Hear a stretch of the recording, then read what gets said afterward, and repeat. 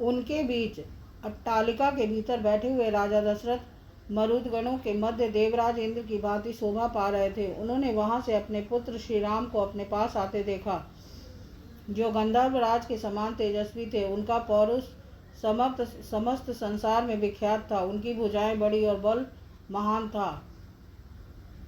वे मतवाले गजराज के समान बड़ी मस्ती के साथ चल रहे थे। उनका मुख चंद्रमा से भी अधिक कांतिमान था। श्री राम का दर्शन सबको अत्यंत प्रिय लगता था। वे अपने रूप और उदारता आदि गुणों से लोगों की दृष्टि और मन आकर्षित कर लेते थे। जैसे धूप में तपे हुए प्राणियों को मेघ आनंद प्रदान करता है, उसी प्रकार वे समस्त प्रजा को परम आह्लाद देते रहते थे। आते हुए श्री रामचंद्र जी की ओर एकटक देखते हुए राजा दशरथ को तृप्ति नहीं होती थी। सुमंत्र ने उस श्रेष्ठ रथ से श्री रामचंद्र जी को उतारा और जब वे पिता के समीप जाने लगे तब सुमंत्र भी उनके पीछे पीछे हाथ जोड़े हुए गए। वह राजमहल कैलाश शिखर के समान उज्ज्वल और ऊंचा था। रघुकुल को आनंदित करने वाले श्री राम महाराज का दर्शन करने के लिए सुमंत्र के साथ सहसा उस पर चढ़ गए।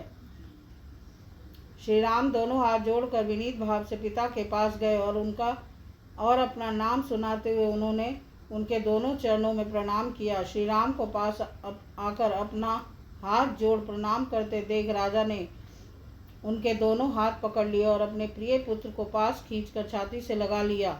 उस समय राजा ने उन श्री रामचंद्र जी को मणिजटित सुवर्ण से भूषित एक परम सुंदर सिंहासन पर बैठने की आज्ञा दी, जो पहले से उन्हीं के लिए वहां उपस्थित किया गया था।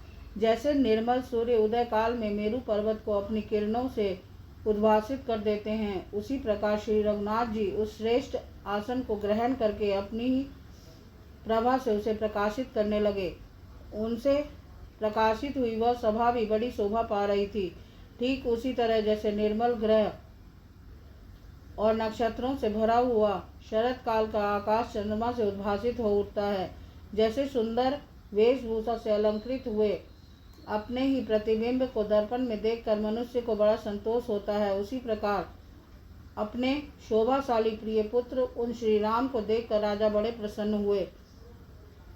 जैसे कश्यप देवराज इंद्र को पुकारते हैं, उसी प्रकार पुत्रवानों में श्रेष्ठ राजा दशरथ सिंहासन पर बैठे हुए अपने पुत्र श्री राम को संबोधित करके उनसे इस प्रकार बोले, बेटा, तुम्हारा जन्म मेरी बड़ी महारानी कौशल्या के गर्भ से हुआ है। तुम अपनी माता के अनुरूप ही उत्पन्न हुए हो। श्री राम, तुम गुणों में मुझसे भी बढ़कर हो, अतः मेरे परम प्रिय पुत्र हो। तुमने अपने गुणों से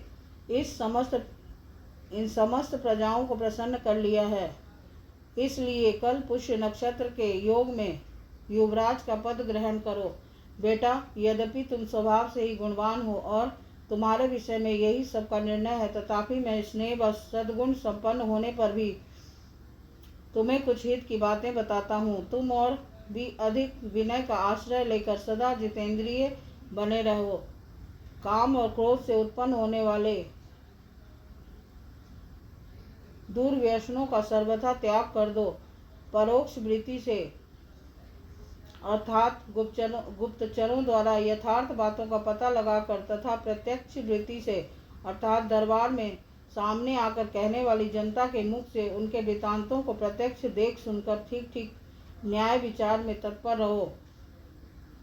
मंत्री, सेनापति आदि समस्त अधिकारियों तथा प्रजाजनों को सदा प्रसन्न रखना, जो राजा कोष्ठागार यानी भंडार गृह तथा शस्त्रागार आदि के द्वारा उपयोगी वस्तुओं का बहुत बड़ा संग्रह करके मंत्री, सेनापति और प्रजा आदि समस्त प्रकृतियों को प्रिय मानकर उन्हें अपने प्रति अनुरक्त एवं प्रसन्न रखते हुए पृथ्वी का पालन करता है, उसके प्रिय मित्र उसी प्रकार आनंदित होते हैं जैसे अमृत को पाकर देवता प्रसन्न हुए थे। इसलिए बेटा, तुम अपने चित्त को वश में रखकर इस प्रकार के उत्तम आचरणों का पालन करते रहो।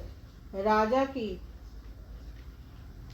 ये बातें सुनकर श्री रामचंद्र जी का प्रिय करने वाले सुहृदयों ने तुरंत माता कौशल्या के पास जाकर उन्हें यह शुभ समाचार निवेदन किया। नारियों में श्रेष्ठ कौशल्या ने वह प्रिय संवाद सुनाने वाले उन सुहृदयों को तरह तरह के रत्न, सुवर्ण और गौएं पुरस्कार रूप में दी। इसके बाद श्री रामचंद्र जी राजा को प्रणाम करके रथ पर बैठे और प्रजाजनों से सम्मानित होते हुए वे अपने शोभाशाली भवन में चले गए। नगर निवासी मनुष्यों ने राजा की बातें सुनकर मन ही मन यह अनुभव किया कि हमें शीघ्र ही अभिष्ट वस्तु की प्राप्ति होगी। फिर भी महाराज की आज्ञा लेकर अपने घरों को गए और अत्यंत हर्ष से भरकर अभिष्ट सिद्धि के उपलक्ष्य में देवताओं की पूजा करने लगे। इस प्रकार श्री वाल्मीकि निर्मित आर्ध रामायण आदि काव्य के अयोध्या कांड में तीसरा सर्ग पूरा हुआ। बोल सियापति रामचंद्र की जय।